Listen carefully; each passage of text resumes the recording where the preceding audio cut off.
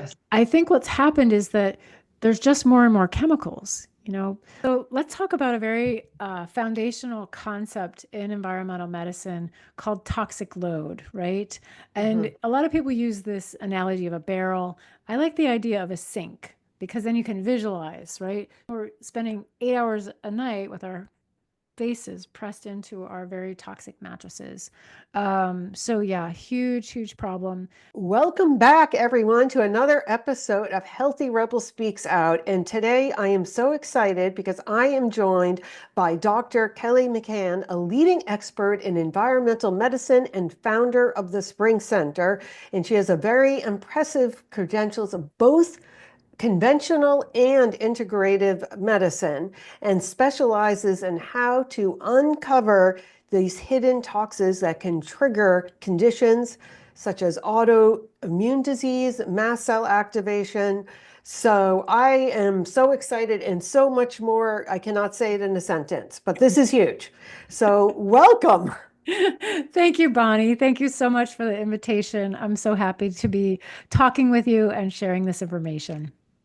Yes, and it is scary because toxins, we've discussed amongst ourselves. First of all, we don't even realize how much that we are exposed. So I guess tell me what you think has shifted over the years and kind of what is going on.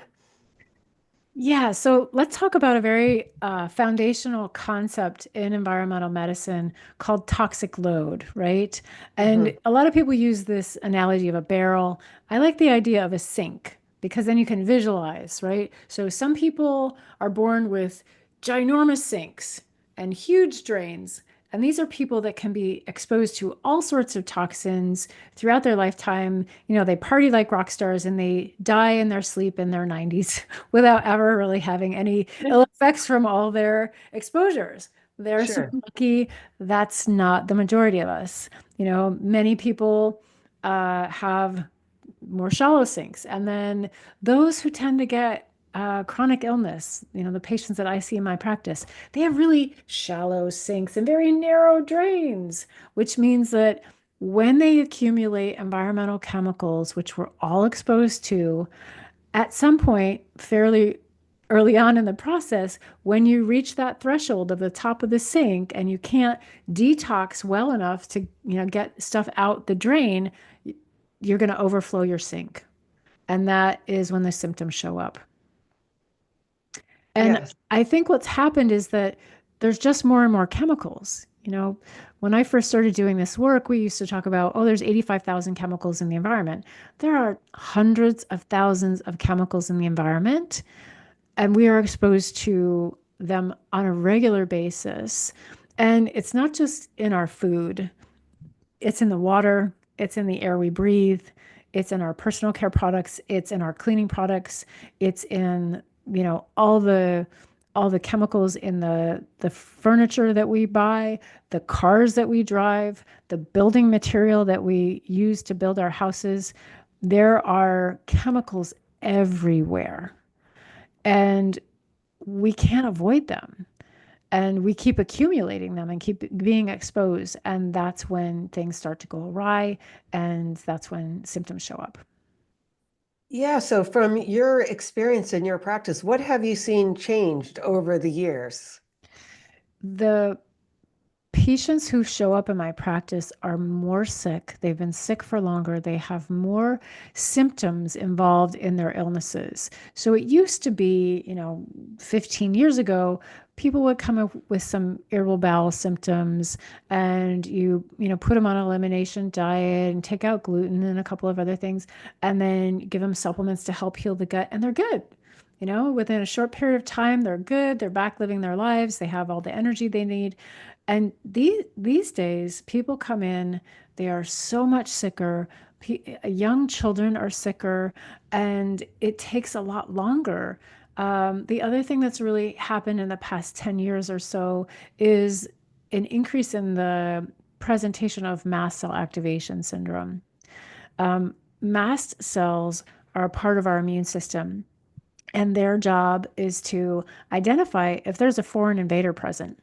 And when there is, they sound the alarm, which is an inflammatory response saying, "Hey guys, there's a problem right here. We need some help."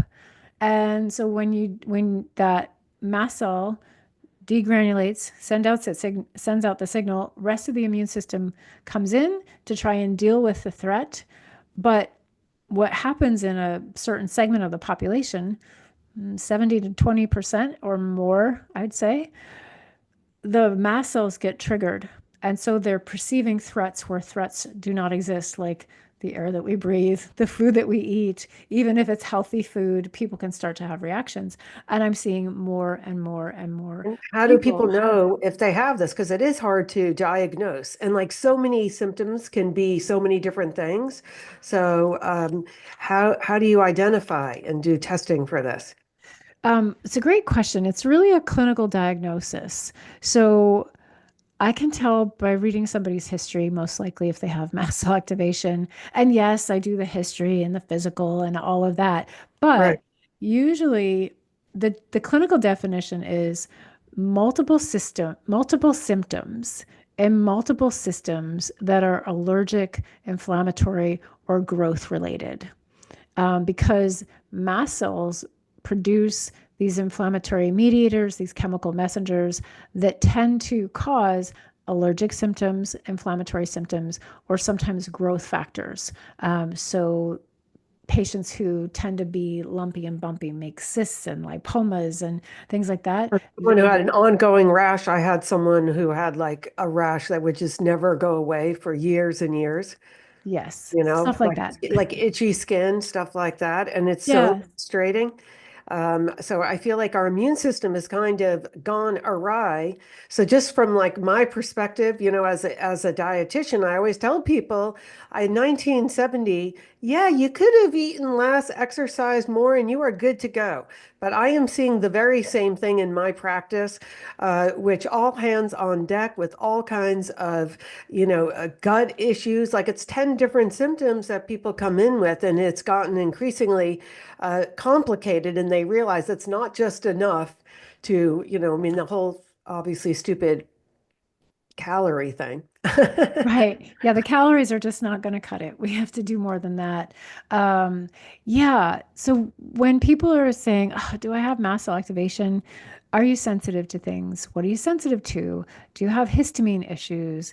Do you have symptoms in your GI tract, your skin, your cardiovascular system, your brain, your psyche? Are you depressed? Are you anxious? Do you have palpitations? Do you have burning pain when you urinate?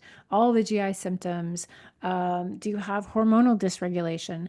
And yes, you can have these symptoms in isolation, or you can have just a couple of these systems that are awry, and you might not have mast cell activation. But it tends to be that it's people who have all of these symptoms, right?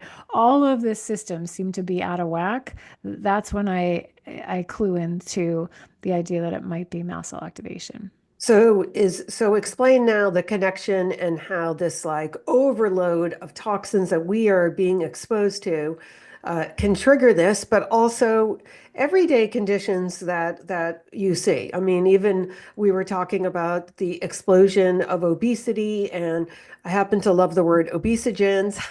Yes. But diabetes and all of the chronic things that ail us. I love talking about diabetes, especially when we think about sugar, right? So Mhm. everybody thinks that sugar is the problem why America is fat and America has diabetes. Nope, it's not it. In fact, you showed a book earlier. You might want to show it again for Yeah. those industrious people who really want to There dive you deep. go. I have the textbook. There's the textbook of clinical environmental medicine. But in that book, there is a chart, and the chart actually plots the increase in sugar consumption with the increase in uh, chemical release in the environment and the rates of increase of diabetes. So, what we see is that we've been increasing our intake of sugar since oh, I don't know, 1970, 1990, something like that. Sure. It wasn't until the environmental toxicants started exploding that the diabetes epidemic really took off, right? It's the environmental toxins, the obesogens, and these are things like flame retardants, um, arsenic, which is a heavy metal, some of the fat soluble toxins, the PCBs, the pesticide, the older pesticides. Um, and, ironically, the older pesticides um, were banned for use. DDT was banned for use in the 70s. The PCBs were banned for use in the 70s. And if, we'll date ourselves, you and I can think back to going to the beach in the 70s and the 80s, and people looked differently than they do now when you go to the beach, right? So it's not the calories. Absolutely. It's not the calories. And what I will say, we eat a lot more crap, right? So Sure. there's a lot more food-like products out there in the marketplace Hmm. that are filled with chemicals that are also driving this. Think about high fructose corn syrup. Did you know that mercury is in high fructose corn syrup? I did not know that, but no, it is frightening. And I also know, of course, we know the microplastics are in salt. Yes. Things like that. It's like all these like everyday foods that we think are benign.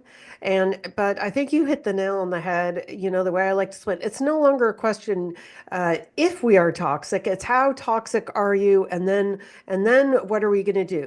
But maybe you could just walk us through like, what you think about like a day in the life and how people get exposed, because I think that can be helpful because it's just your Absolutely. everyday activities.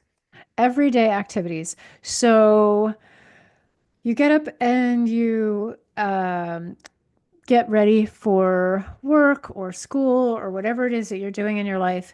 And for most women, we have, between 12 and 15 personal care products. We've got our shampoos and our conditioners, uh, our facial scrubs, our moisturizers, lotions, makeup, hairspray. Most of those are filled with chemicals, not to mention anything that with fragrance, right? I hate fragrances. They're just so toxic. The solvents in the VOCs, anything that has a fragrance often has phthalates in them too. So these are all immune dysregulators. Some of them are hormone dysregulators, and we're slathering them all over our bodies. Not to Um, mention the water with the chlorine potentially that you're inhaling, not to mention yes, potentially fluoride or the off-gassing of, bedding and mattresses and things like that. And you didn't yes. even eat any food yet. Oh, right. And we haven't eaten food yet. The other one Yeah. that is newer to me that I didn't even really know about. So when you're using water, unless there's a reverse osmosis filter in the whole house, there are things called disinfection byproducts in the water. So yes, there's chlorine, but there are breakdown products of chlorine and bromine, and those are far more toxic. There's a lot of medical literature that links them to things like bladder cancer. I think about people with their swimming pools. They're not putting filtered water in the swimming pool, and then they're putting extra chlorine in there that's going to break down. Ah, yuck. Okay, so take your shower, you get out of your bed, most of the furniture in, especially the mattresses. So there's flame retardants in the mattresses. You cannot sell a mattress in the United States without having flame retardant on it. Um, I think I did some research at one point and found a company called Essentia, My Essentia. It's a Canadian company. And at the time, you could pay for a bed that didn't have flame retardant on it. But the cool thing was they were using Kevlar, which is a barrier. So there was actually no chemicals. Most of the Wow. time, when you buy a bed, you go to, get your sort of sleep number bed or whatever it is, and you're like, oh, I'm so excited. I've got my, you know, foam latex bed. Oh my goodness, how toxic is that? Incredibly toxic. And then we're spending 8 hours a night with our faces pressed into our very toxic mattresses. So yeah, huge, huge problem.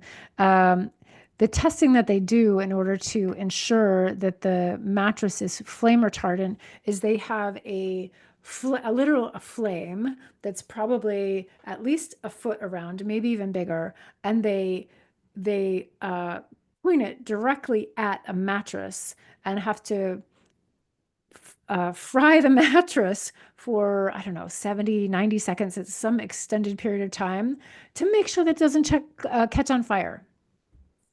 What? Why are we doing this?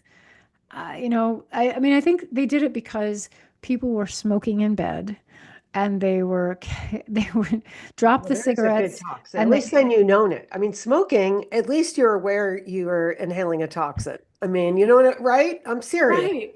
But most people don't It's smoke anymore, I hope, at least your listeners, the people I yeah, come no, I into don't think contact. so. Yeah, we're not smoking, and we're certainly not smoking in bed. So the risk of catching on fire in your bed It's not so much. is not so much, but the risk of getting sick from your latex bed is very high, very high.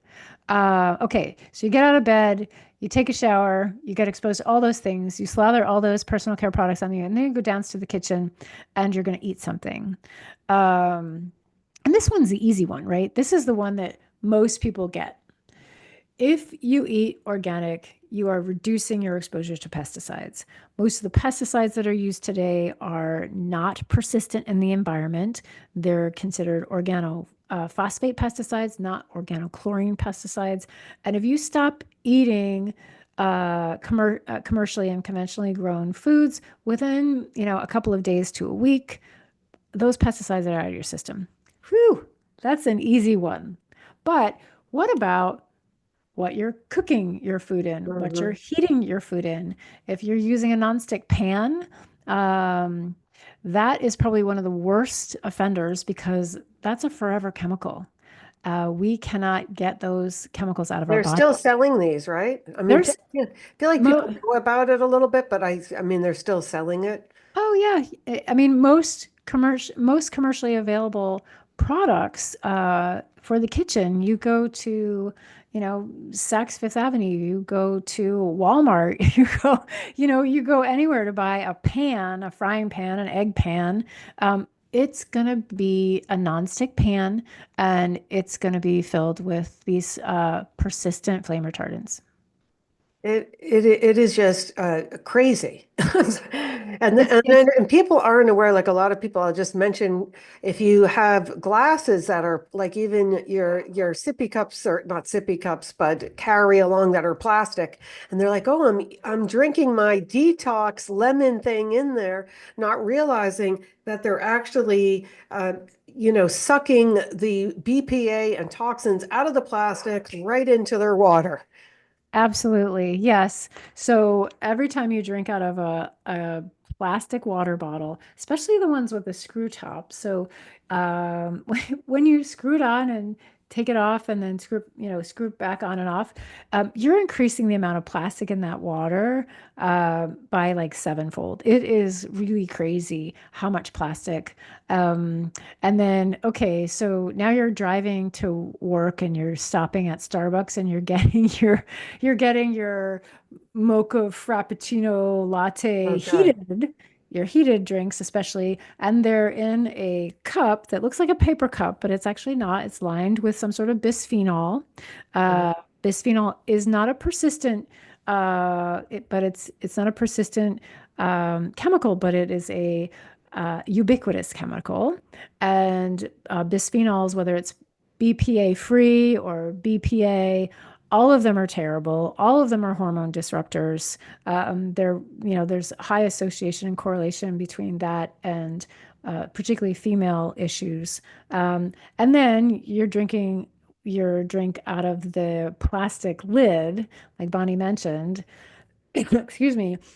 So you're getting microplastics, you're getting nanoplastics, you're getting more bisphenols, and then the phthalates. And most plastic is not just plastic; it's often combined with other chemicals. So you could have heavy metals in your plastics. You could have lots of other chemicals, and then they hand you the receipt, and that receipt has bisphenols on it. And if you decided that you were going to, you know, be protective of yourself and use that hand sanitizer, that alcohol hand Mm. sanitizer before you grab your receipt, now you've just enhanced the absorption of the bisphenols from the receipt paper into your body. And I think about all the nurses, and I think we went to the same lecture on this because when they showed the images on the screen of how it makes the skin more permeable, and then it was scary. Oh, You it's so scary. It's so scary. And we haven't even like gotten to work yet. We haven't even gone to work yet. Okay, so just to segue now, I think we got kind of the idea, but just how this is showing up. Of course, we touched on obesity, but also, I mean, fertility, like you were talking about, and how these are endocrine disruptors, and how what is going on with these toxins in our body that is just preventing us from functioning properly.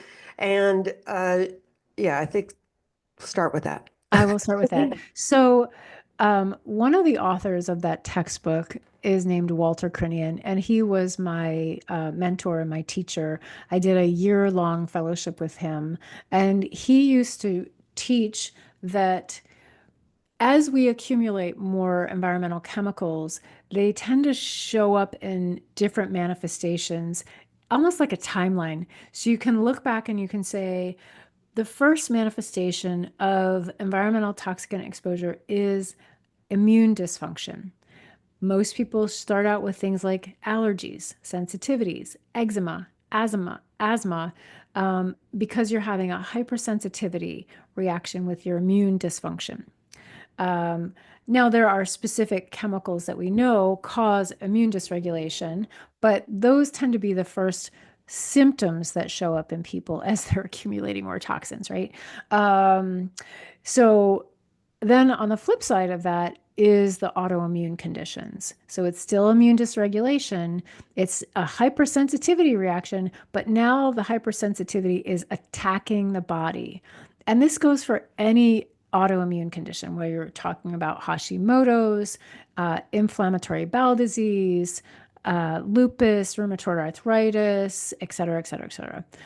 All of the Hashimoto's, I think I said. Yes, and I would just mention, the immune system, I always talk about how it is one of the most complicated, important systems, and we need to think about autoimmune because it is exploding. And why is it happening? When you eat something and then your body has to make this like really important decision when things are going around your bloodstream. Is this you or is this not you? And clearly, I mean, well, my father has Crohn's, my mother has two autoimmune, and I see people constantly with this, but it's exploded. Like my father has Crohn's for 70 years, and when he first had it, nobody knew Oh, wow. about this at all. And now it's like, oh yeah, I mean, is Right. there a Everybody's got connection it. here? So yeah, if you could explain that connection with the exposure to these toxins, I mean, I'm thinking glyphosate is one of the big ones. And yes, that's another thing we didn't mention in the day in the life. Walking your dog, okay? Because Yes. our neighbors are still using glyphosate here. I mean, they sell it at all the stores, and then your dogs are getting it on their paws. Then they're coming in the bed because we love them. I'm Yes. just saying it's really hard. It is really hard. No, it's really true. I actually had a patient who came for fertility reasons. She's 40, wants to get pregnant, and she had just done some glyphosate testing. And when she lived in LA, no problems. Her glyphosate levels were normal. She relocated to somewhere in Colorado, and her glyphosate levels were off the charts. And she was like, Oh "What am my I God. doing wrong? Right? Oh my. I'm shopping at farmers markets. I'm making sure that I'm eating organic. What happened?" And my first question to her was, "Do you have dogs?" Oh wow. That uh, is crazy. But to get back, I interrupted, but the to autoimmune and toxins. yes, yes. Sorry. No, it's okay. So yeah, needless to say, think about glyphosate and all the spraying around the neighborhood and how that might be getting on your shoes, on your dog's feet, and then wafting around in your house. Okay, back to autoimmune. So there are multiple different mechanisms that these toxins can play at triggering the immune system. Sometimes they look very similar to tissues in our body. So, for example, there are some chemicals that will interact with receptors on the thyroid, or they look very similar to some of the tissues in the body, and that will confuse the immune system. So the immune system sees this thing, as you said, it has to decide, are you friend or foe? Should I tolerate you or should I like sound the alarm? And when there is molecular mimicry, when these toxins look similar to our tissues, sometimes we can sound the alarm. The other way that I would describe it is a lot of these toxins attach to our tissues, right? So you've got this complex now. It's not just the tissue, you've got the toxin tissue complex. So, for example, mercury loves the thyroid, and the immune system is everywhere in the body and constantly surveilling for foreign invaders. And so it comes across this complex thing that it's never really seen before, this toxin tissue conglomeration. And it looks foreign to it because it hasn't seen it before. And so then you get this sounded alarm.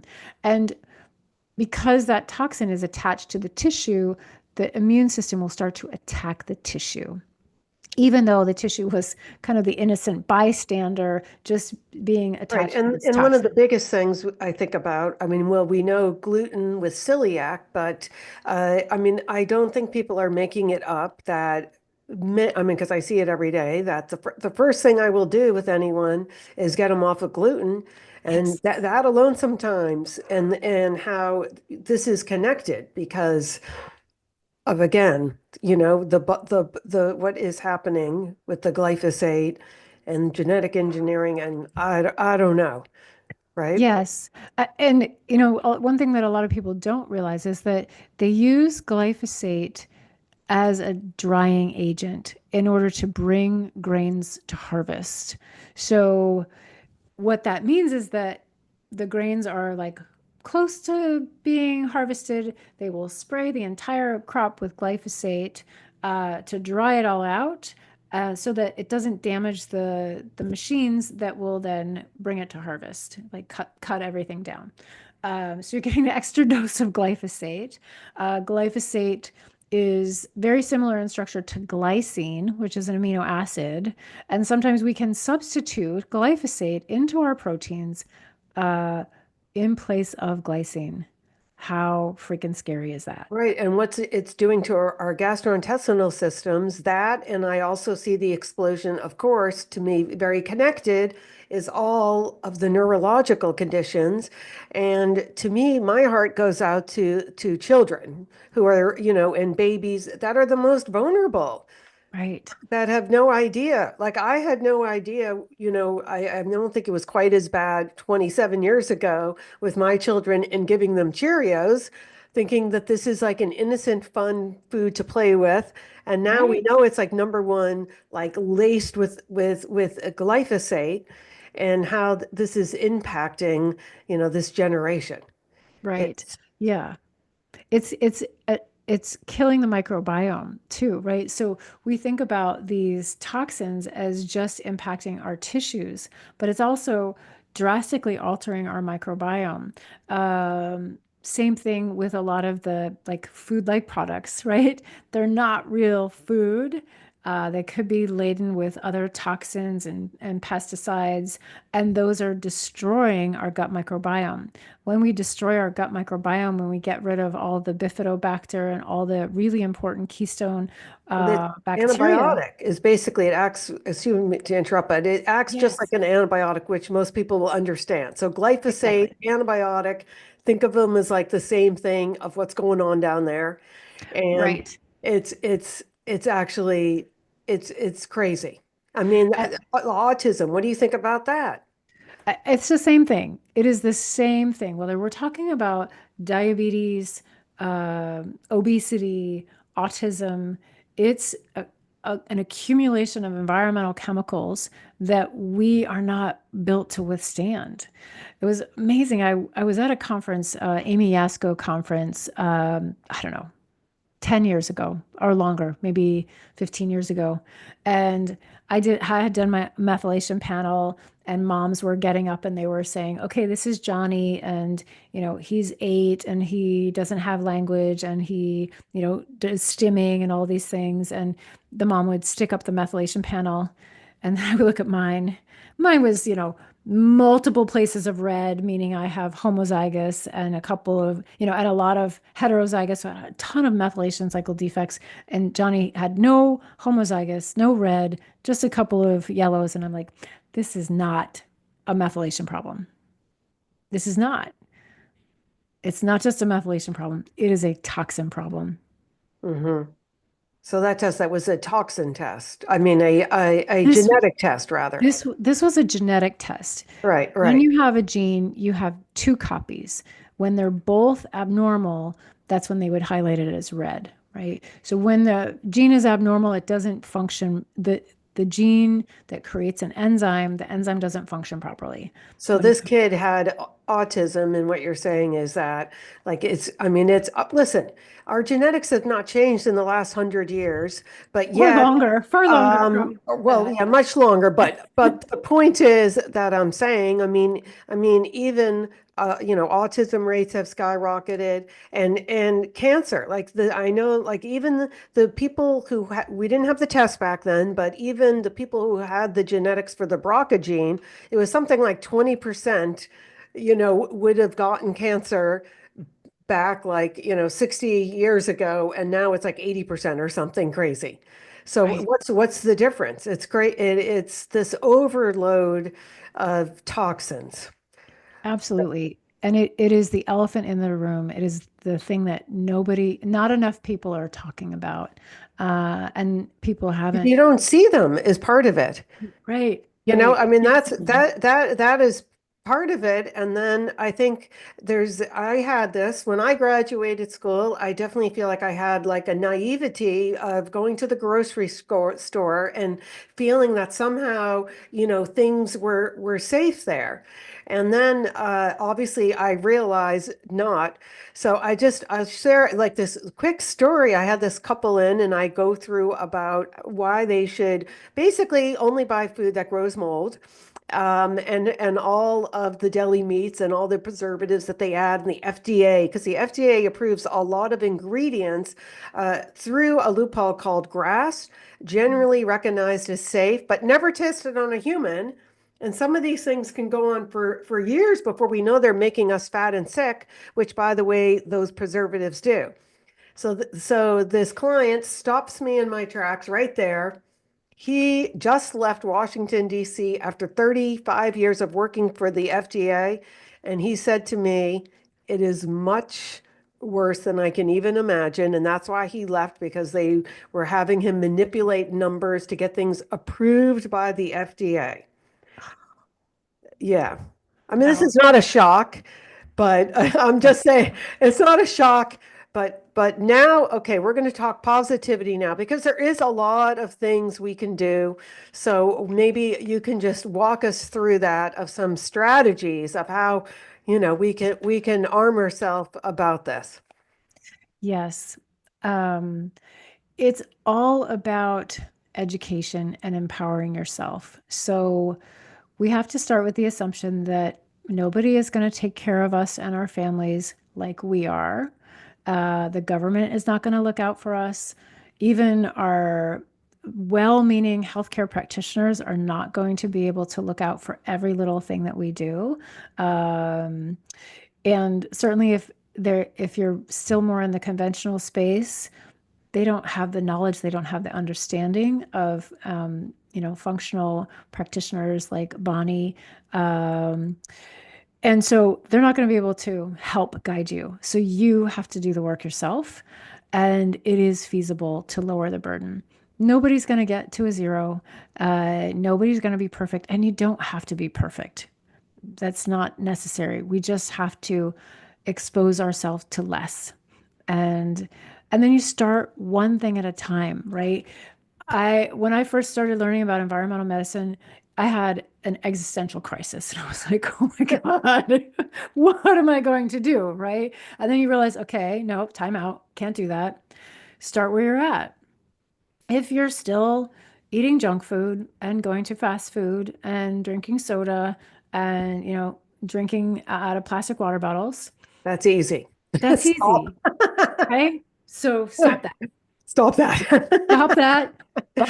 Buy a glass water bottle, start bringing it everywhere. Get your own bottled water, and start making these changes. Cook your own food.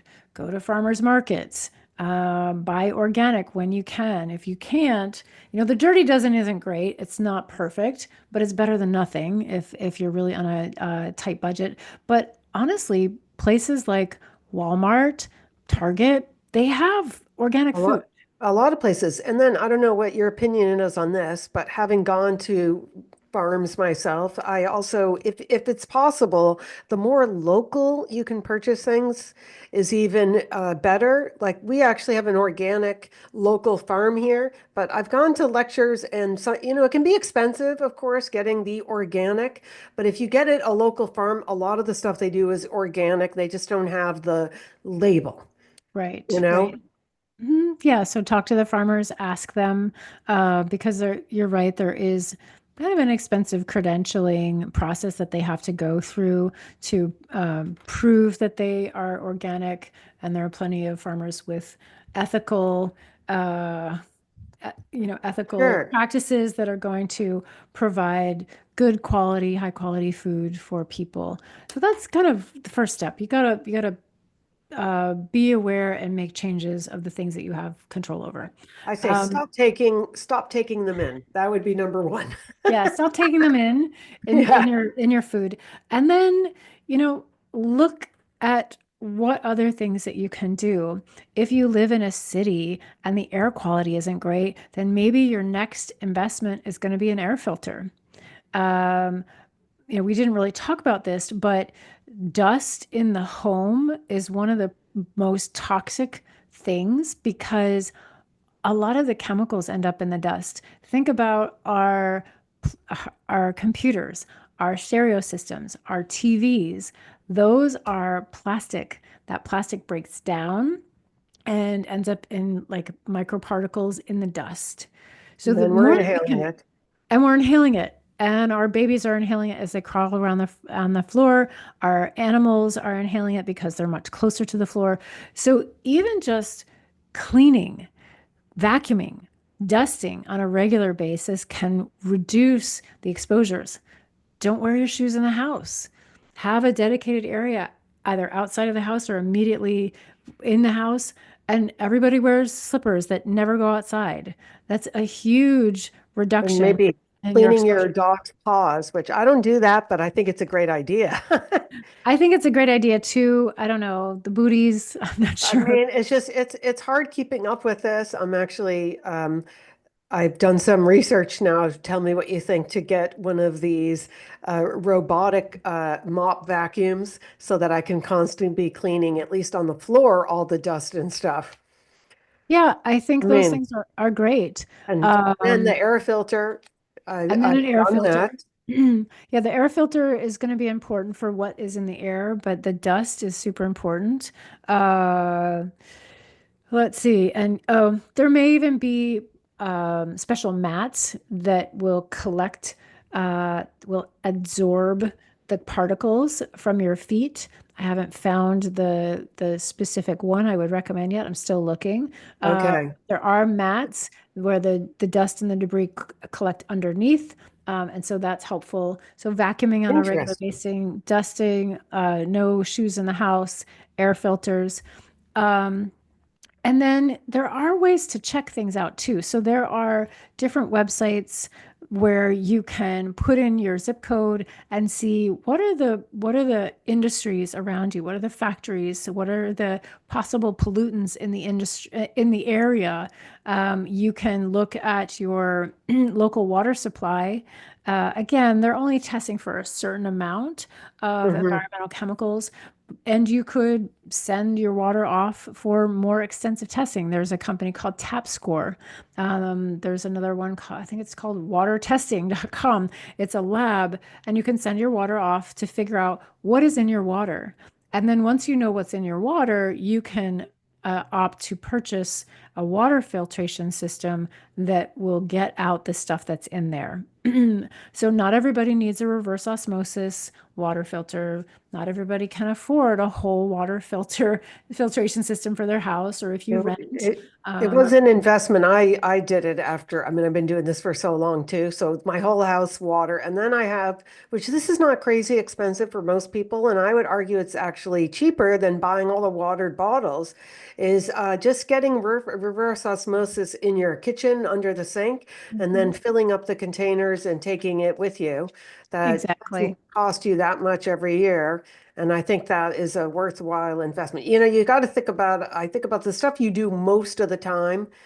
I mean, uh, it's really, if you, I mean, I think you agree. It's the buildup of over time of the exposure again and again and again and again. I mean, a one-time, whiff of something, who cares? You know what I mean? We're not going to be perfect.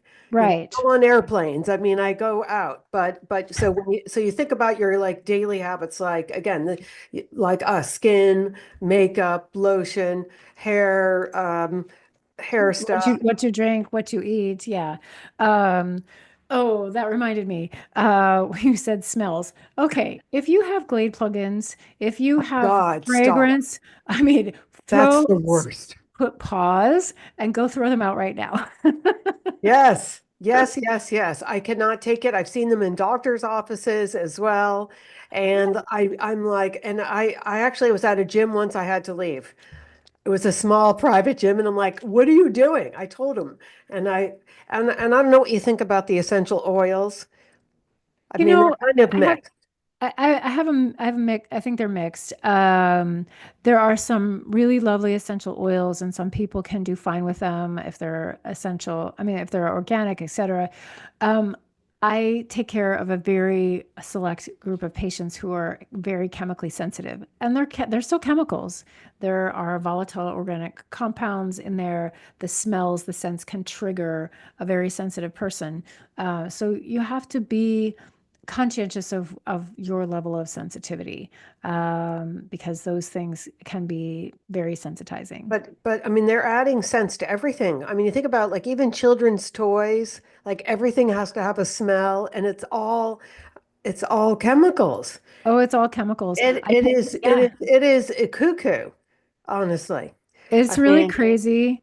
Um, when was the last time you went to a fancy hotel?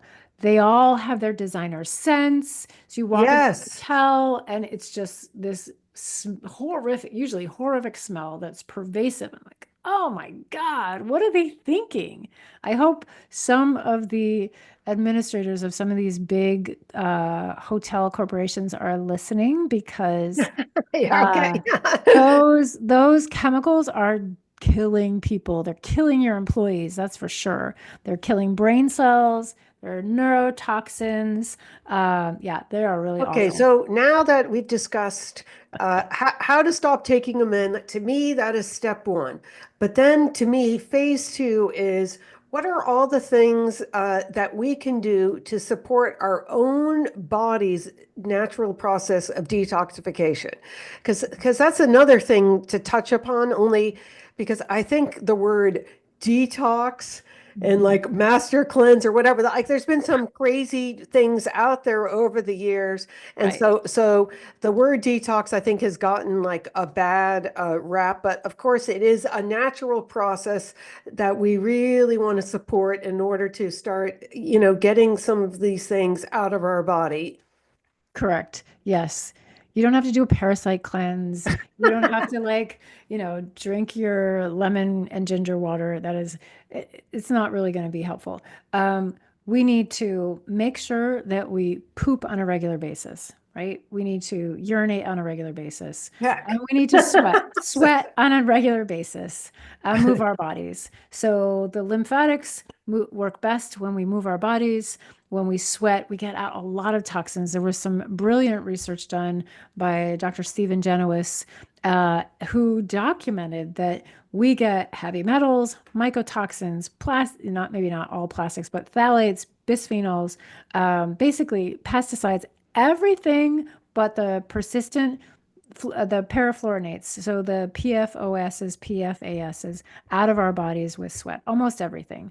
Uh, Now, can you differentiate between, because I understand that when you sweat, when you exercise, it's a different sweat than when sauna. And I would just mention that, yes, I also went cuckoo after going to like that 4-day conference and came home and was like, there's no way off the planet. I know. And Put me in a bubble. Oh, make it a glass I, bubble. right. So I bought, which I happen to love, I do it almost every day for 6 years now, the infrared sauna. Mhm. But I understand the sweat from that is slightly different from exercise. Is that true? Yes, that's true. So with the heat from the sauna, you're getting penetration into the tissues, which when you put heat into the tissues, that's going to increase the excretion out of the tissues, more so than just sweating. So there is a difference with that increased heat, skin and dermal penetration, that really improves the quality of that sweat or makes it more toxic, I guess. Yes, because I heard that is one of the only ways using a sauna is that you can get rid of some of those microplastics, which that seems to be actually one of the things that has really been in the news recently because they found it in people's brains, they Oh find yeah. it in their arteries and in the man parts as well. Like just Oh, to yeah, get your it's attention. yeah. Just like plastics are everything. It's like, Plastics are everywhere. It's it's really insane. really scary where those plastics go. And the smaller the plastic, we talk about microparticles, microplastics, and nanoplastics. The nanoplastics go everywhere, and they're going to be really hard to get out. So the likelihood that a little bit of sweating is going to do the trick is probably not accurate. We can't rely on our bodies to usual detox methods because there's no way for the liver, the enzyme systems in the liver to grab these plastics and get rid of them. And remember, I said the plastics are also usually combined with lots of other chemicals. So that one is really an avoidance issue as much as possible. Yeah, Uh, so to back up for just a nanosecond, because we didn't mention it, if anyone is using plastic in their kitchen to cover food, God forbid, microwave food in it, stop. That's Yes, all. Okay. please go buy Pyrex. Throw out all your plastic. Never heat food in plastic. Yeah, it's really frustrating. You go to the frozen food aisle, and frozen food is not necessarily bad food, right? But if you microwave it in a plastic bag, blah, And, not a and good idea. I have a crazy question because I have Sure. noticed this at the grocery store. The organic vegetables, organic, are covered in plastic. What's up with that? Can you explain? Or organic olive oil, it's in a plastic bottle. What's up with that? Just Right. like, I'm sorry, these are the things that kind of make I'm like, I don't know, I'm so confused. It's ignorance. It's I'm like, why ignorance would you go to the and effort of spending the extra money to like say it's organic and then coat it with plastic? right. I don't know. Yeah. Just No, it's really and it's an important point because I think that yeah, you want to buy things in glass. You want to avoid plastic as much as possible. In some communities, you can buy things in bulk. You can bring your own bags and containers that are not plastic in order to get some of these foods. It requires it's work, It's right? And crazy. So now, what about there's a lot of supplements out there that support detox and liver and all of that, and food too. I mean, there's definitely some foods that are known for their important role. So, any one of those you want to touch upon? sure, let's talk about food. So food is poison or medicine, or I should say, food-like substances are poison, and food is often medicine. Green leafy vegetables are going to be great at increasing the excretion of the toxins, especially the fat-soluble toxins in the toilet. Uh, all your cruciferous vegetables are going to help upregulate some of the liver enzyme detoxification. Things like uh, colorful different fruits and vegetables. They're going to be high in polyphenols and antioxidants, and you could probably talk more about this than I can. But yeah, food Yes. is medicine for sure. In terms of toxins and detox and different supplements, yeah, you can be sold a whole slew of things. I would keep it simple as much as you can. You want to make sure that you have good antioxidants. If money is an issue, well, gosh, get yourself a decent vitamin C and vitamin D to help support your immune system, because vitamin D is a hormone, not just a vitamin. And it does so many things in the body. When we're vitamin D deficient, we're at increased risk for all sorts of problems. I love N-acetylcysteine. I think it's a Yes. fantastic supplement. It's an antioxidant. It's a precursor to glutathione. Some people, if you have a little issue with the sulfur in the cysteine, you need more molybdenum, which is another mineral. And then I love glutathione. I use a ton of glutathione, but it is a little expensive in the You quality get the matter. you have to get the liposomal form because Correct. otherwise it's not absorbed. Just want to make people understand that. But Yeah. because these toxins can deplete glutathione, which is like the master antioxidant. So yeah, no, I agree. Well, that I think I have one more supplement I want to talk to yes. because it's one of my favorites, and I know you need to Oh, go. It's called phosphatidylcholine. oh, uh-huh. This happens to be Yes. my version Yep. of, well, not mine, but I highly recommend Body Bio. They're one of my favorite companies. They came Yes, into I do existence. recommend that as well. Yes. That same one. Yes. So Hmm. phosphatidylcholine is the building block of every cell in the body. And you know how we were talking about how do these toxins get into the body and how far do they get in? Many of these are so small that they can attach to the mitochondrial DNA. They can attach to our DNA. In fact, there was a test that used to be able to show us what toxins were sitting on your DNA and which DNA were they interfering with. They're called epigenetics, Oh my God, or, it's crazy. right? It's super crazy. So here's my visual. Here's your cell. It's your lipid bilayer. PC is on the outside of the cell. Imagine that your toxin is sitting in the cell. That's by pen. You take phosphatidylcholine. Not only does it pull out the toxin out of the cell membrane, it heals the cell. So we used to be able to do these tests where we'd see all the toxins, mycotoxins, gold, pesticides, all the things. We would do IV and oral phosphatidylcholine and then repeat the test. The toxins would be gone. So cool. That is amazing. I mean, and actually it was recommended to me. That's how I got started for someone I'm working with Alzheimer's Yes. because of the importance of the mitochondria. So I love that. Well, I really think we had this was so informative and thank you so much today. And I definitely feel like we have a lot more to talk about, but I think we at least covered the basic of toxins. So everyone out there, stop eating the bad crap and put in the good stuff. I don't know. Get moving. Yeah. There you go. Educate yourself and do a little bit every couple of weeks. And then you Yeah, will, but in a year, you will made 52 changes and have a great new life. exactly. Well, thank you again. Appreciate you sharing all the important information. You're welcome, Bonnie. My pleasure. Take care, everyone.